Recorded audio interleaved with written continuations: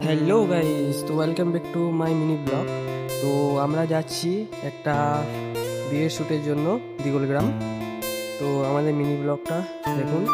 আমাদের আইকে টিম যাচ্ছে, রাজু, সাদ্দাম আর আমি।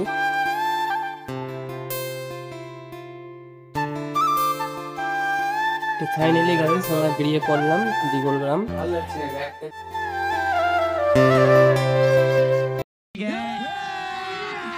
अभी मजा आएगा ना भिड़ो।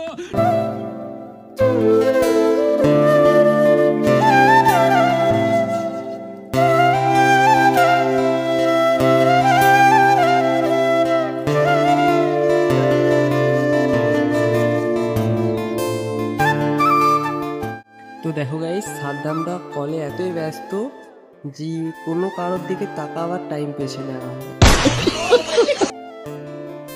তো ফাইনালি গাইস আমরা আঙারগড়িয়া চলে এসেছি, আর কিছুক্ষণের মধ্যে আমরা দিগলগ্রাম পৌঁছাবো।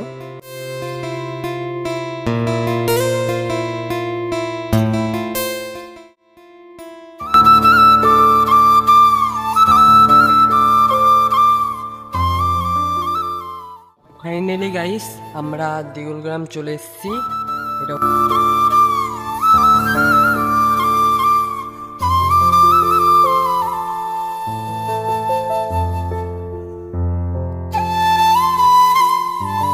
তো ফাইনালি গাইস আমরা ব্রুমের বাড়ি চলে এসেছি।